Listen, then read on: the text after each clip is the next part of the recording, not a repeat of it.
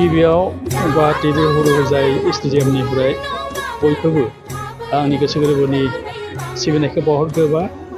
दिनै बेवहाय बर'नि जे जातीय मोसानाय बागुरुम्बा, बे बागुरुम्बा मोसानायखौ दिनैनिफ्राय बेवहाय थानानै 17 तारिखनि प्रग्रामसिम बेवहाय सोलिलांबाय थागोन। जदिअबा बे मोसानाया 10,000 बागुरुम्बा मोसानायनि उद्देश्यआ वर्ल्ड रेकर्ड आपातत' नङा, खिन्थु बे मा होनो जोंहा गाहाय मन्थ्रि फैनायाव बेनो दिन्थिनाय बागुरुम्बा मोसानाय आरो बे मोसानायाव जुदि बिथाङा निस्सय जुदि माबा जायो, इमप्रेसिभ जायो, होमबा जों वर्ल्ड रेकर्डखौ मोननो हाहैगोन। बे आरो बेनिफ्राय बेवहाय फैनानै मोजां मोनदों। जोंनि बर'फोरनि जेसेबां बेवहाय माबा दङ, बयबो जेनेबा भलन्टियारि गोसो जानानै गावनि हारिनि जि कालचार बा हारिमुखौ दिन्थिनो आवगायबोदों, जोबोद बाख्नायथाव। आसा खालामदों बे प्रग्रामा मोजाङै जालांगोन आरो नोंथांमोननि जिखिनि प्रसेस्टा फोसावनाय, बे फोसावनायनि गेजेरजोंबो जे जोङो नेसनेल एन्ड इन्टारनेसनेल लेभेलाव बे खोथाखौ मिथिहोनो हागोन जोंनि बे हारिमुखौ। Thank you. सारा बुहुमावनो बर'नि जे बागुरुम्बा मोसानायखौ मोसानायखौ जिहेथु मिथिनो थांगासिनो बे समाव गिबियावनो दुलाराय बाथौ गौथुमनि जानानै आरो एक्सपार्ट कमिटिनि सोद्रोमा जानानै मागो दमासिनि गोजोन हामलायथिखौ बावहरग्रोदों।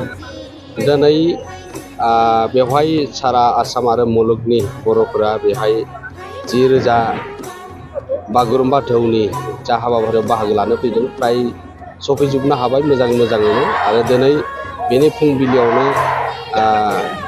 जों इसोर सिबिनायजों लोगोसे बोराइ बाथौनि मुं लानानै जों बेवहाय आर'ज गाबदोंमोन।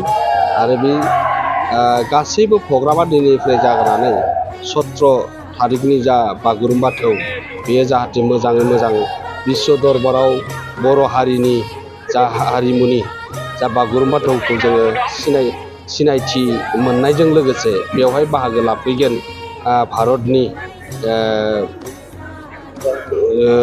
प्रधान मन्त्रि नरेन्द्र मदि बिथाङा, माननीय गेजेर बिथाङा, आरो लोगोसे आसामनि chief minister doctor Himanta Biswa Sharma बेहाय बाहागो लाफैगोन। आरो बे गासै बर'नि बे बागुरुम्बा दोहौखौ बिश्व दरबाराव लांनो थाखाय जा आसाम सरकारा जाबायदि नारा नाथा नाजादों आरो बेखौ जों बर' हारि हिसाबै गमामायैनो गोजोननाय मोन्दों। बेयो जाफुंसार जागोन आरो बेहायनो बयबो गावबा गावनो बेहाय बाहागो लाफैदों।